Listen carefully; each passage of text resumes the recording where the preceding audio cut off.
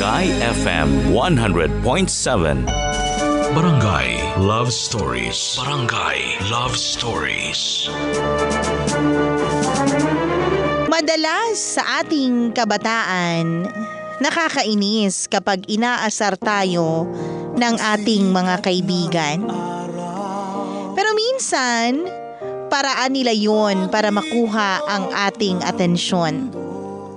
Ikaw ka, barangay, may kababata ka bang kahit kailan ay hindi mo makakalimutan? Dear Mama Mia, magandang araw sa inyo, pati na rin sa mga kabarangay na kagaya ko ay palaging nakikinig sa programang Barangay Love Stories. Just call me Shane, 27 years old at nagtatrabaho bilang isang car dealer. Sumulat ako ngayon hindi lang para magpakilig, kung hindi para na rin mag-iwan ng aral ang naging kwento ng buhay ko. Dalawa lang kaming magkapatid ni Kuya Carl at mas matanda siya sa akin ng 3 taon, Mama Mia. Dahil parehong nagtatrabaho ang mga magulang namin noon, kapag bakasyon ay madalas na inihahabilin kaming magkapatid sa kapitbahay o sa bahay ng tita ko. Pero nang marunong nang magluto at maglinis ng bahay si Kuya Carl, nagagawa na kaming iwan ng mga magulang namin sa loob ng bahay nang walang ibang kasamang matanda. Kaya naman kapag lumalabas si Kuya Carl para makipagkita sa kanyang mga kaibigan na nasa loob lang din ng aming subdivision, sinasama niya rin ako para hindi ako maiwan na mag-isa sa bahay. Nagiging ka-close ko rin noon ang halos lahat ng mga kabarkada ng kuya ko, Mama Mia. Mababait naman kasi silang lahat kahit madalas na ako lang ang babaeng kasama nila. Masaya rin ako kapag pinapanood ko silang maglaro ng basketball noon sa lugar namin.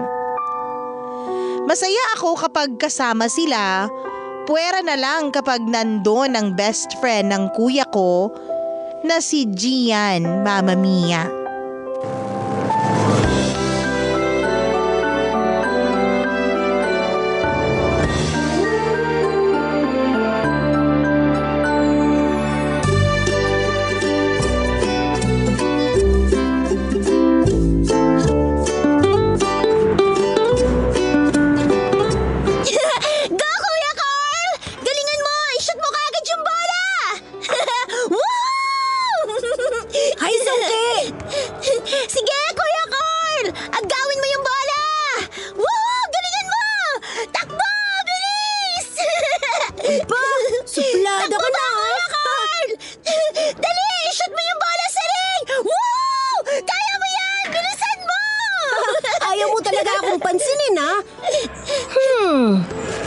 Mukhang masarap tong tinapay na nasa tabi mo, Songke.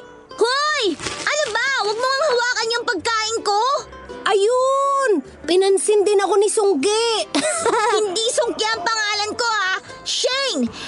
S-H-A-N-E! Shane! Ah, Shane ba? Sorry, akala ko Songke ang pangalan mo eh. Magkatunog kasi. Ay nako, ewan ko sa'yo, Gian. Eto naman, galit ka agad. Hindi naman ako nandito para makipag-away sa'yo. Ang totoo, may naisip nga ako na pangalan na bagay sa'yo. At sigurado ako na magugustuhan mo yun. Talaga?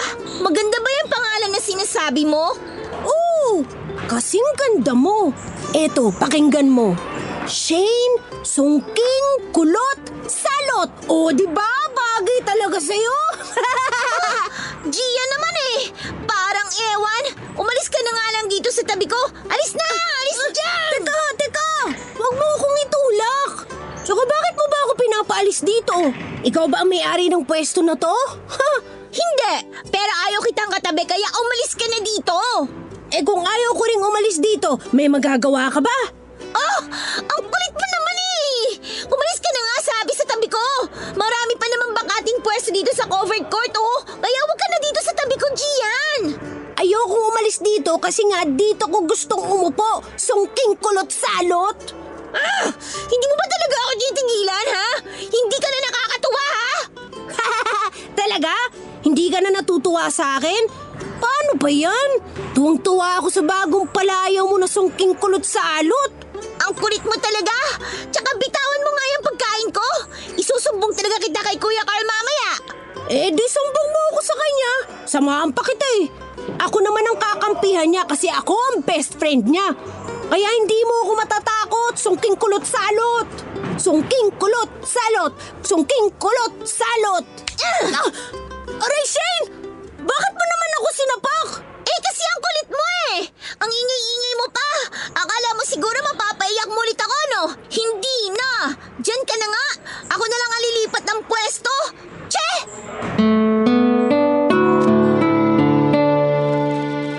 Mama Mia, kagaya ng sinabi ko kanina, ka-close ko ang mga kaibigan ni Kuya Carl. Puwera na lang talaga sa best friend niyang si Gian. Ewan ko ba sa lalaking yun?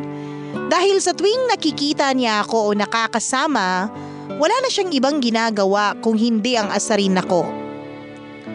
Noong una ay palagi niya akong napapaiyak dahil sa kaniyang mga pang-aasar. Pero natuto na rin akong lumaban ng pakikipag-asaran sa kanya. Hanggang sa dumating ang point na kapag napipiko na ako sa kanya, nasusuntok ko na lang talaga siya sa sobrang inis ko. Masaya naman ang childhood memories ko, Mama Mia. Na palagi lang talagang sinisira ni Gian. Mabuti na lang nang makatapos sila ni Kuya Carl ng high school, hindi ko na siya ulit nakita pa. Ang sabi ni Kuya Carl, sa ibang lugar na raw nag-aaral si Gian noon. At mula nga nang umalis siya sa lugar namin, doon naging tahimik ang buhay ko hanggang sa makatapos na ako ng kolehiyo, Mama Mia.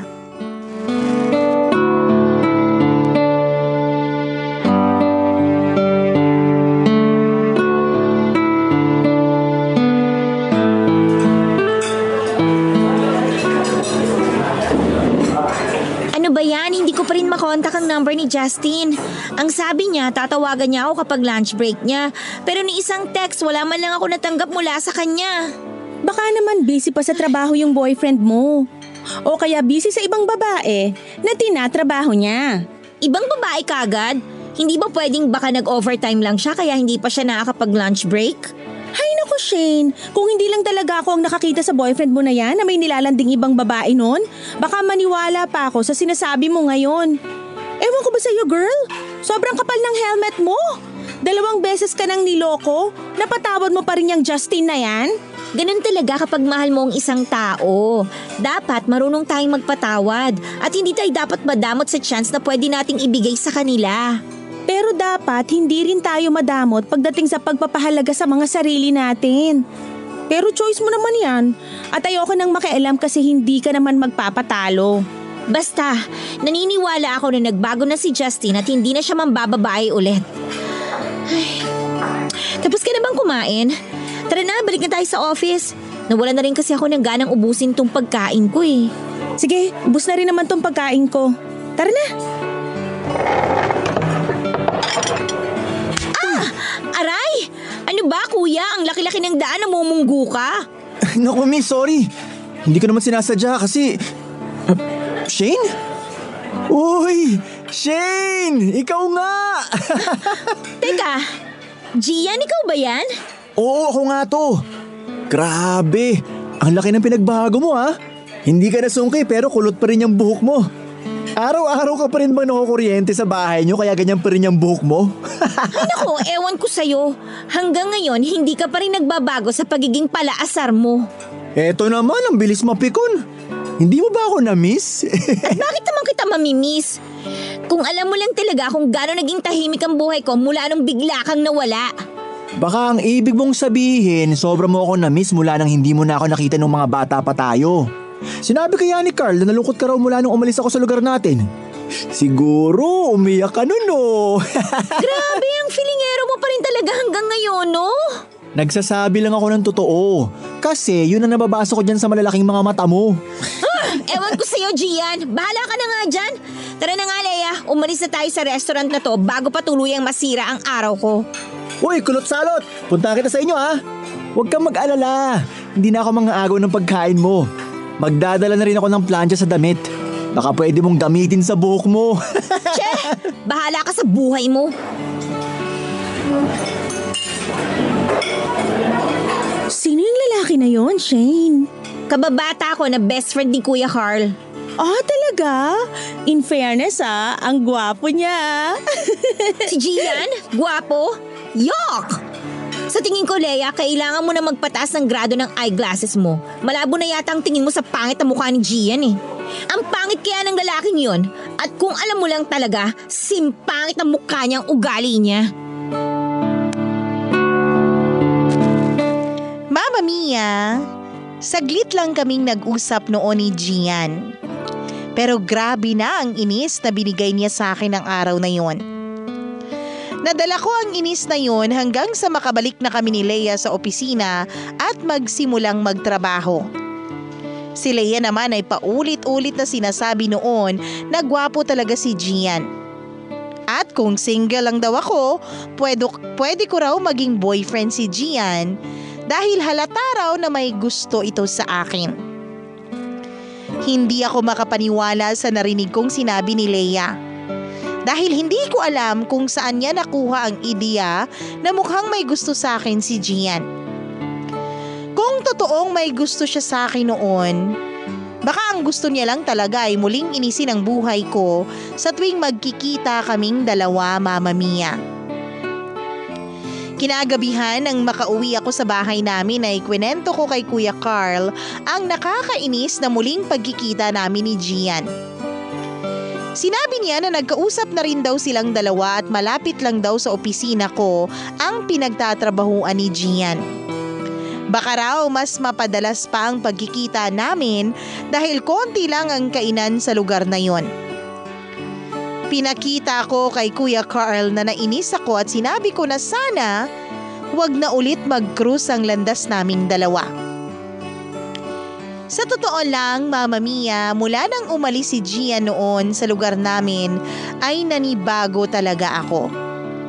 Naging tahimik kasi bigla ang buhay ko dahil wala nang nang-aasar sa akin na best friend ng Kuya Carl. Pero habang tumatagal noon ay iba na ang hatid na katahimikan ng pagkawala ni Gian sa buhay ko. Bukod kasi kay Gian ay wala nang naglalakas loob na magpapansin o mang-asar sa akin sa lugar namin. Kaya naman, Mama Mia, sobrang naging tahimik talaga ang buhay ko nung umalis siya sa lugar namin. Nasa sobrang tahimik, parang ang lungkot na ng paligid ko. Ngayon ko lang aaminin, Mama Mia. Nung umalis si Gian, doon ko napansin na parang may naging kulang sa bawat araw na lumilipas noon. Mama Mia, sa totoo lang, napansin ko rin ang malaking pagbabago sa itsura ni Gian nang makita ko siya noon sa restaurant. Mula sa patpati niyang katawan, naging maskulado na yun. Nag-iba na rin ang ayos ng buhok niya na bumagay sa mukha niya. At bagay rin sa kanya ang kanyang suot na fitted na polo shirt dahil mas kapansin-pansin ang magandang hubog ng mga braso niya. In short, medyo agree talaga ako sa sinabi ng kaibigan at kaopisina kong si Leia na gwapo na nga talaga si Gian. Pero dahil nakakainis ang ugali niya, pumapangit pa rin siya sa paningin ko noon. Kinagabihan din noon ay inad ako ni Gian sa Facebook at gusto kong magsisi nang i-accept ko ang friend request niya. Dahil hanggang sa Facebook Messenger ay inaasar pa rin niya ako. Munti ko na nga siyang mablock noon dahil pati ba naman itsura ng boyfriend kong si Justin ay inaasar din niya. Mukha raw bouncer sa bar si Justin. At mukha raw itong penguin dahil sa maliit nitong height at malalaking mga muscles.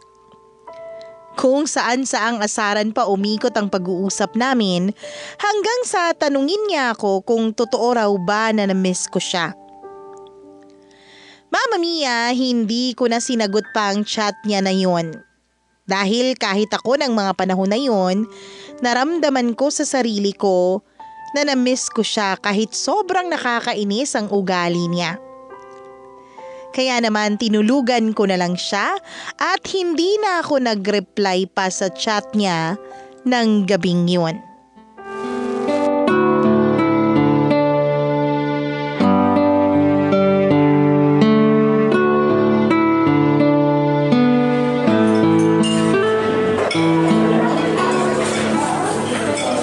Tagal naman ni Leia. Akala ko dapat malapit na siya dito sa restaurant Hindi man lang niya ako i-text kung nasa na siya. Teka, si Justin ba yung nasa kabilang table? Akala ko sasamahan niya ang mami niya na magpa-check up ngayon. Tsaka sino yung babaeng kasama niya? Malapitan na nga sila.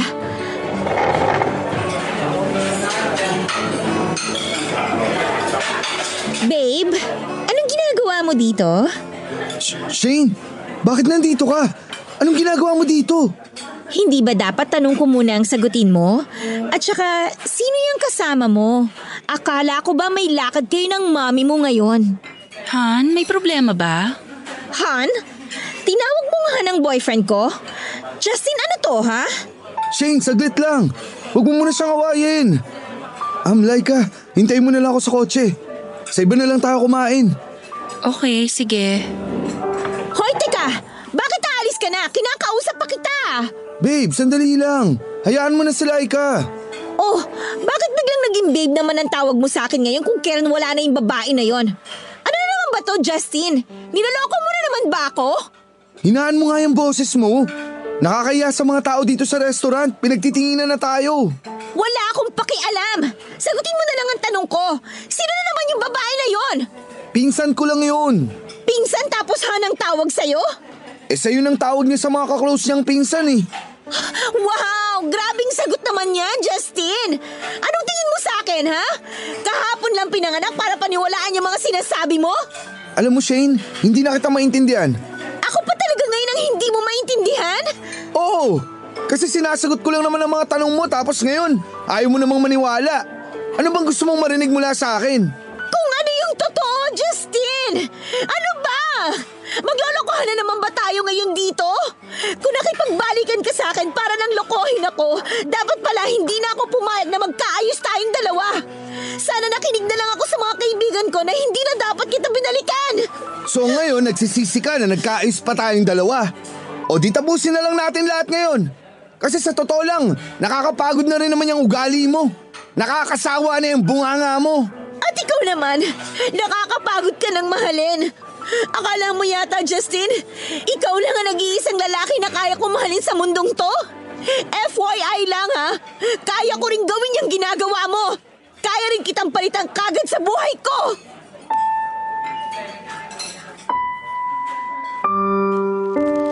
Mama Mia, hindi yun ang unang pagkakataon na nahuli ko ang boyfriend kong si Justin na may kasamang ibang babae. Pangatlo o pang-apat na beses na yata yon. Basta noong mga naunang beses ay nagawa ko pa siyang patawarin kapag nagsusorry siya sa akin. First boyfriend ko kasi siya kaya naman hirap na hirap akong bitawan siya noon. Ewan ko ba kung bakit marami akong nakikilala na kagaya kong babae na hirap makamove on sa mga naging first boyfriends nila. Yung feeling na parang pinipilit ko na lang kumbinsihin ang sarili ko na mahalin si Justin.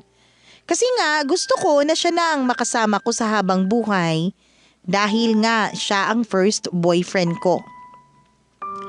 Pero hindi naman kasi lahat ng gusto ay pwedeng mangyari, Mama Mia.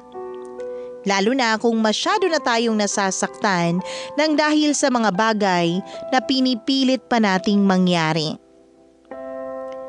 Nang sinabi ko kay Justin na kaya ko siyang palitan, hindi pa talaga ako sigurado noon kung kaya ko ba yung gawin, Mama Mia. Dahil kahit ilang beses na niya akong nasaktan, may bahagi pa rin sa puso ko ang umaasa na sana magkabalikan kaming dalawa at sana sa pagkakataon na yun ay umayos na talaga siya.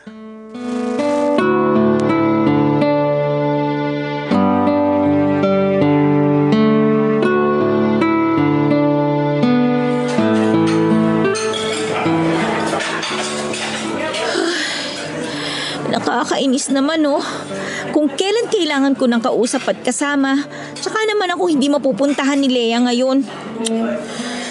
Kulot-salot? Sabi na ikaw yan eh.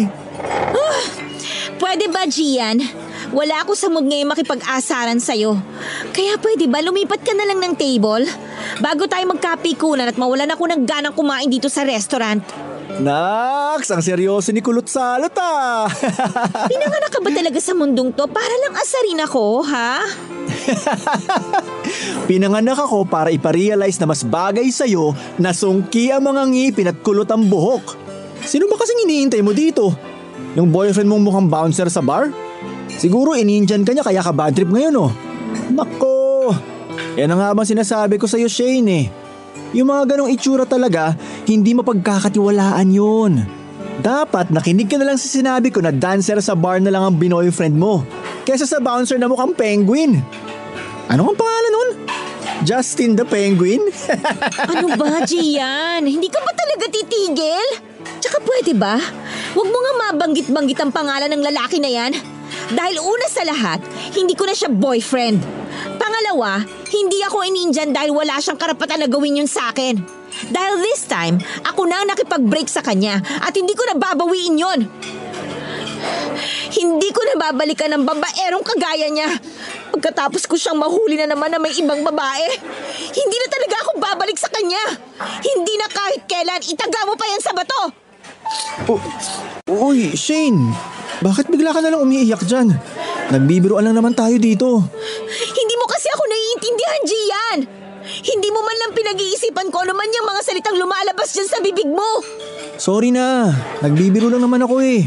Ito naman Pero hindi sa lahat ng oras, pwede mong gawing biro ang mga bagay na seryoso. Hindi pwedeng palagi mo na lang idaan ang lahat sa mga pang-aasar mo na yan. Sinabi ko na nga na wala ako sa mood makipag-asaran ngayon, di ba? Pero dinidiretso pa rin yung bibig mo. Para kang si Justin na walang pakialam sa nararamdaman ko. Ikumpara mo na ako sa ibang tao, wag lang sa gagong boyfriend mo, Shane. Dahil kahit kailan, hindi ko gugustuhin na masaktan o umiyak ka ng dahil sa akin. Alam mo yung mga kagaya niya na gago at manluloko? Dapat hindi mo na pinag-aaksyan pa ng mga luha. Isipin mo na lang na dahil sa pag-iyak na ginagawa mo ngayon, madadagdagan ka agad ang wrinkles mo. Dapat, Shane, mas maging maganda at malakas ka lalo para makita niya na kawalan ka talaga sa buhay niya. At ipakita mo rin na hindi ka na marupok na babalik pa sa kanya. Tsaka hindi naman talaga kayo bagay ng lalaki na yun eh. Ang penguin na kagaya niya, dapat pinapadala sa zoo. Hindi siya bagay sa'yo. Tao ka at hayop siya. Kaya di talaga kayo uubra. Hayop talaga? Oo! O bakit, hindi ba? Dapat dun ibalik sa Antarctica eh. Baka namimiss na siya ng pamilya niya ron. Ewan ko sa'yo. Ang lakas mo talagang mang-asar at manlait ng ibang tao. Ayan! Sa wakas, napangiti na rin kita. Sorry talaga kanina. Hindi ko alam na mabigat palang pinagdadaanan mo ngayon. Akala ko may period ka lang kaya seryoso ka. Wala yon. Pasensya ka na rin kasi napagbuntunan kita ng inis ko. Pero thank you sa mga sinabi mo kanina. Ang lalim nun tumagos talaga dito sa dibdib ko. Hala, may dibdib ka pala? Di halata Ano ba, Gian? Tigilan mo na nga yung pang-aasar kahit isang araw lang. Sige na nga, hindi na muna kita aasarin ngayon. At dahil nagugutom na ako at mukhang gutom ka na rin, ililibre na lang kita ng dinner. Pili ka, kahit anong gusto mo. Sagot ko.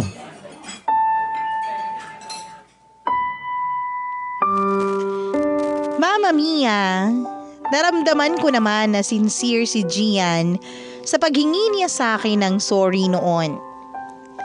Kaya naman pumayag na rin ako na sabay kaming kumain sa iisang lamesa sa restaurant na yon.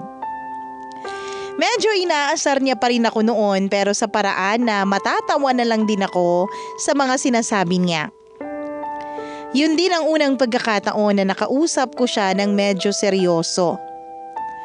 Kaya hindi ko na rin napigilan pa ang sarili ko na ikwento ang nangyari ng tanghali na yon nang makita ko si Justin na may kasamang ibang babae. Naiyak na nga rin ako habang nagkukwento at inabutan naman ako ni Gian ng panyo. Muli niyang sinabi noon na dapat ay hindi ako nagsasayang ng luha para sa isang walang kwentang hayop na lalaki na kagaya ni Justin. May iba pa siyang binigay na payo sa akin ng gabing yun, Mama Mia. Malalalim na mga payo na hindi ko inaasahan na kay Gian ko pa maririnig. Hindi kasi ako sanay na makausap siya ng seryosohan. At kapag napapansin niya na napapatulala ako sa kanya, susundan niya na ng pang-aasar ang mga susunod niyang sasabihin noon para lang matawa ako sa inis. Hindi ko alam, Mama Mia, pero may kakaiba kay Gian ng gabing yun.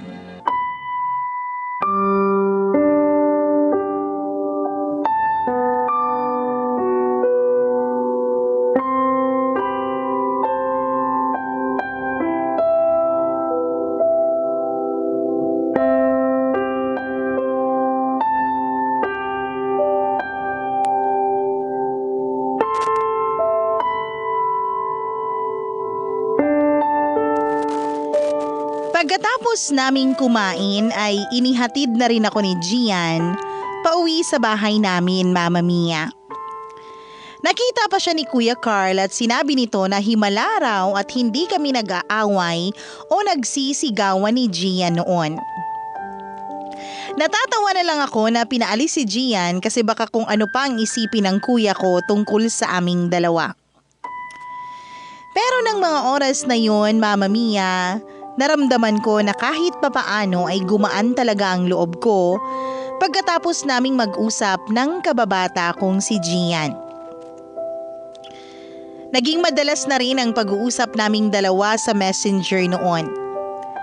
Minsan din ay sumasabay na siya sa amin ni Leia kumain ng lunch break dahil magkalapit lang ang pinagtatrabahuan namin.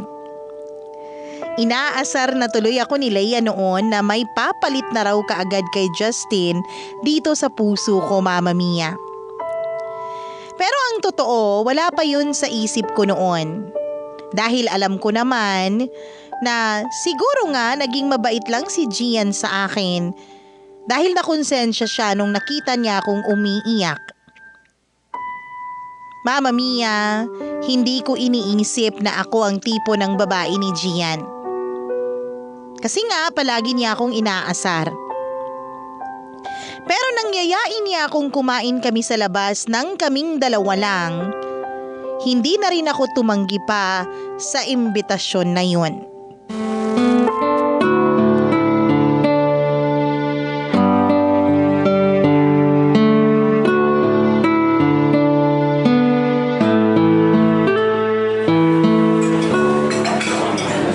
Gian, nasan ka na ba?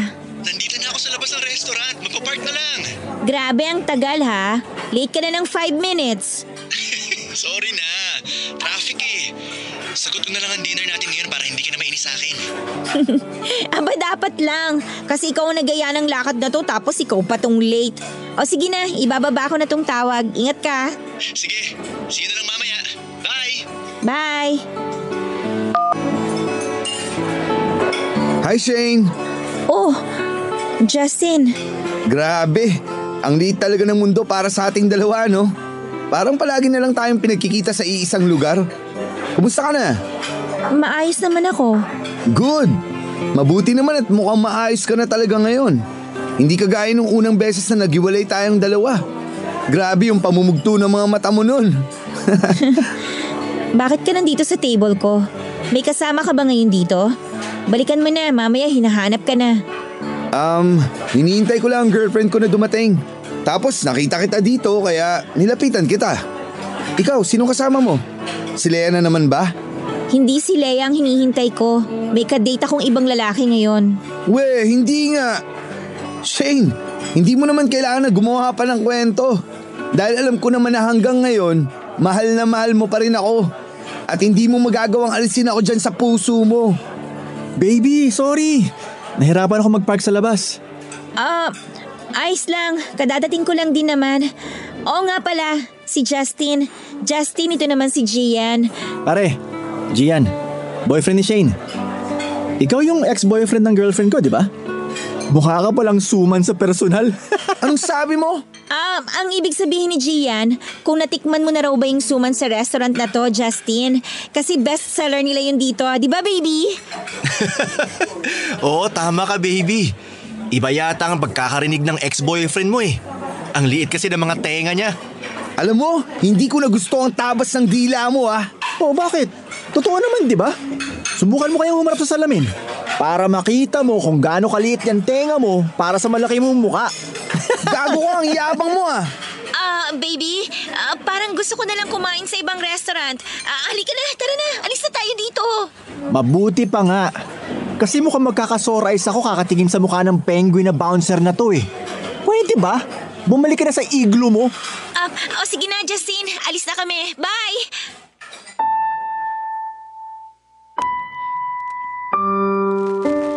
Mama Mia, nakita ko talaga ang pamumula ng mukha ni Justin dahil sa pang-aasar na ginawa sa kanya ni Gian. Hindi na nga siya nakasagot sa pagpapaalam ko sa kanya. Lumabas na nga kami ni Gian at sa ibang restaurant na lang kami kumain. Halos hindi ko na malasahan noon ang kinain ko dahil sa lakas ng mga tawanan namin ni Gian habang kumakain kami.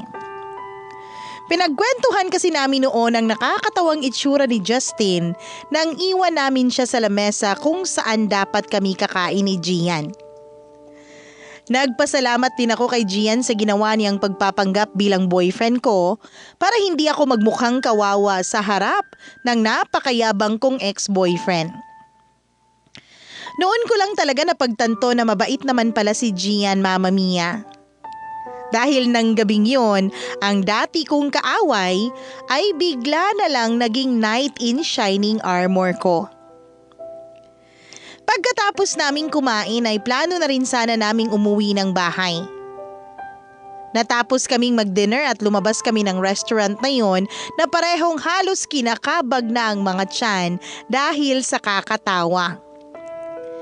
Pero bago pa kami na makarating sa kung saan nakapark ang kotse ni Gian, Mama Mia, ay nadaanan pa namin ang restaurant kung saan kumakain sina Justin.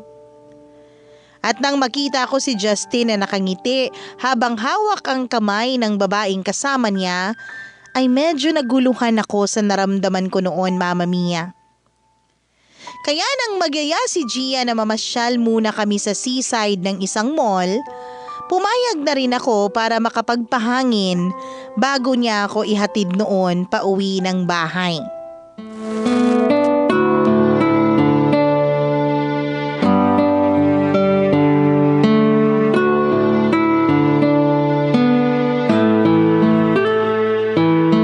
Ang lamig dito, no? Oo nga eh. Thank you pala kasi dito mo ako naisipang dalhin. Kahit medyo malansa yung amoy ng hangin, malamig naman. May beach talaga sana akong gusto kong puntahan natin, kaya lang masyado malayo. Baka hindi na ako makadalaw sa bahay nyo kapag madaling araw na kita mahatid sa inyo. Alam mo naman yung kuya mo eh. Kahit mag-best friends kami, bantay sarado ka pa rin nun. Sinabi mo pa. Kaya nga rin siguro nagustuhan ko si Justin kasi naglakas loob siya na harapin ng mga magulang ko. Pati na si kuya nung nililigawan niya pa lang ako. Kala ko perfect na yung relasyon namin. Yun pala, nabulag lang talaga ako sa pagmamahal ko para sa kanya. Ay, pero alam mo, kahit 2 linggo pa lang ang nakakalipas mula nung maghiwalay kami, parang hindi na ako masyadong nasasaktan ngayon. Nang makita ko si Justin kanina na may kasamang iba, may kirot sa dibdib ko pero parang ayos na sa akin ang lahat. Parang tanggap ko nang hindi na talaga kami magkakabalikan pa. Mabuti naman kung ganun. Ang ibig sabihin lang nun, Hindi dadami ang wrinkles mo nang dahil sa penguin na yun. Sinabi mo pa. Teka, may tanong ako. Naalala mo pa ba yung ginawa mo nung 13th birthday celebration ko? Oo naman. Kahit kailan hindi ko yun makakalimutan. Kumuha ka pa talaga ng isang timbang tubig sa loob ng bahay nyo nun. Tapos binuhos mo sa akin para lang tumigil ako sa pagsasayaw na ginagawa ko. Kasi naman nakakainis yung ginawa mo na sinuot mo talaga yung dress ko tapos nag-effort ka pa na magsuot ng kulot na wig para lang magaya mo ko. Grabe Gian, ikaw talagang sumira ng birthday celebration ko noon. Uy, wala akong plano na sirain ang birthday celebration mo na yun ha. Talaga lang ha? Ano palang gusto mong mangyari noon? Gusto kong gawin na memorable ang birthday mo na yun. Kasi yun ang huling birthday mo na makakasama kita. Nakaplano na rin kasi ang pag-alis namin nun. Kaya gusto ko mag-iwan ng sobrang memorable na birthday celebration para sa'yo. Successful naman, di ba? Kita mo nga, bigla mo na lang yun naalala ngayon. Alam mo nung bata pa ako, naiinis talaga ako kapag naaalala ko yun. Pero mula nang mag-college ako hanggang sa ngayon na nagtatrabaho na ako, yun ang alaala na binabalik-balikan ko kapag nalulungkot ako. Ewan ko ba? Kapag kasi naaalala ko yun, bigla na lang ako natatawa kahit mag-isa lang ako eh. Ang isa rin talaga yun sa mga dahilan kung bakit ginawa ko yun. Alam ko na nakakainis talaga ang mga ginawa ko dati. Pero gusto ko lang talagang mag-iwan ng masasayang alaala sa'yo noon. Mga oras na pwede mong balikan at tawanan kapag naaalala mo. At isa pa, gusto ko lang din talaga magpapansin sa'yo ng mga panahong yun, Shane. Ha? Anong ibig mong sabihin? Sige na nga. Aaminin ko na. Ay, matagal na talaga kasi kitang gusto. Hindi ko lang maamin kasi torpe talaga ako kahit hindi masyadong halata. Alam din yun ng kuya mo at ang bili niya sa akin, hindi pa kita pwedeng ligawan kasi nga mga bata pa tayo noon. Kaya sobrang nagpapapansin na lang ako sa'yo. Kasi yun lang ang alam kong paraan para matago ko yung feelings ko para sa'yo eh. Effective naman, di ba? Medyo napapasobra nga lang minsan kasi ang cute mo talaga nun kapag napipikon ka na eh. Pero mas cute ka ngayon, lalo na kapag nakangiti ka. Uy, Shane, naintindihan mo ba lahat ng sinabi ko? Hindi ka na nagsalita dyan eh. Ha? Oo naman. Medyo nagulat lang ako kasi hindi talaga halata. Akala ko dati gusto mo lang talaga akong asarin at sirain ang childhood memories ko. Grabe ka naman. Sorry na ako, napapasobra talaga ang pang-aasar ko sa'yo noon. Medyo binawasan ko na naman ngayon para hindi ka na ulit umiyak. Huwag ka mag-alala. Kapag naging tayo na, hindi kita sasaktan at mas lalong hindi kita paiiyakin. Kapag naging tayo na? Ang ibig mong sabihin, manliligaw ka na, ganon? Oo. Hindi ko naman na kailangan magpaalam pa, di ba? Ang totoo, matagal ko ring hinintay to. Yung pareho na tayong nasa tamang edad at may maayos na trabaho. Kaya gagawin ko ang lahat para maipakita sa'yo, sa mga magulang mo at kay Carl na mahal kita at seryoso ako sa'yo. At maghihintay ako, Shane, hanggang sa handa ka na ulit buksan ang puso mo at magmahal ng totoo. Mama Mia, sa totoo lang, medyo naluluha ako sa sinabing yun ni Gian sa akin. Ewan ko ba? Ang corny ng mga lines niya pero ramdam na ramdam ko. Siguro ganun lang talaga kapag nararamdaman mo na sincere sa mga sinasabi niya ang isang tao. Nakakaiyak na hindi ko maipaliwanag ang pakiramdam. Nang makauwi ako sa bahay namin ay kinausap ko si Kuya Carl tungkol sa mga sinabi sa akin ni Gian. Sinabi niya na totoo raw na noon pa man ay may gusto na sa akin si Gian. At siya ang nagbawal dito na pormahan ako. Kasi masyado pa raw akong bata noon.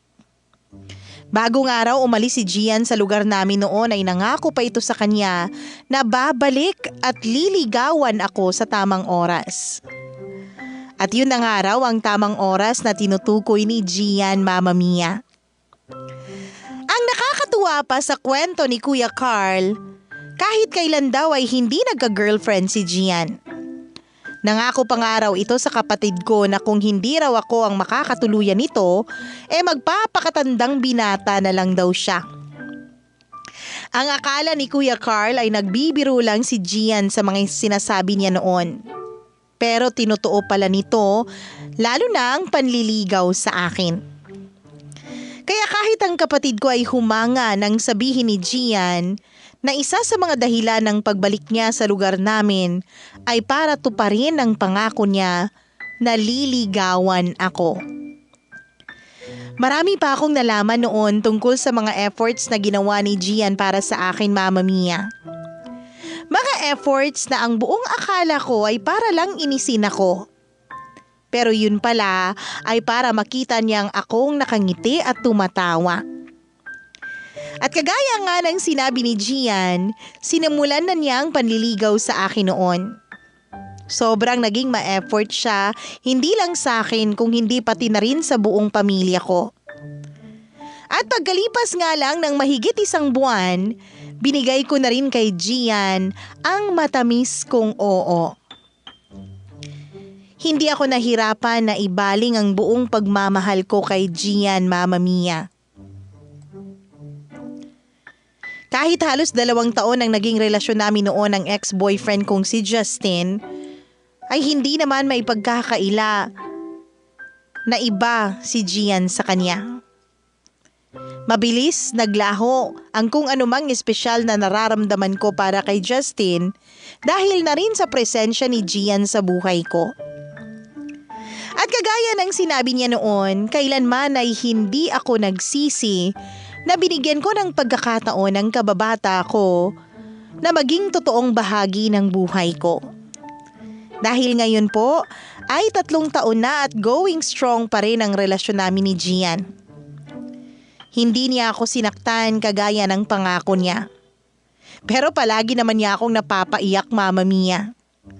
Palagi niya akong napapaiyak sa kilig at sa kakatawa dahil sa mga kwento at sorpresa niya sa akin mula noon hanggang ngayon. Salamat, Mama Mia, sa pagbabasa mo ng sulat ko at dito ko na rin ito tinatapos. Aabangan ko talaga na umere ito sa inyong programang Barangay Love Stories para naman mapakinggan namin ang boyfriend kong si Gian. God bless nga po pala sa inyong lahat na bumubuo ng programang Barangay Love Stories. More power po sa staff ng Barangay FM. Ang inyong forever kapuso at forever ka barangay, Shane.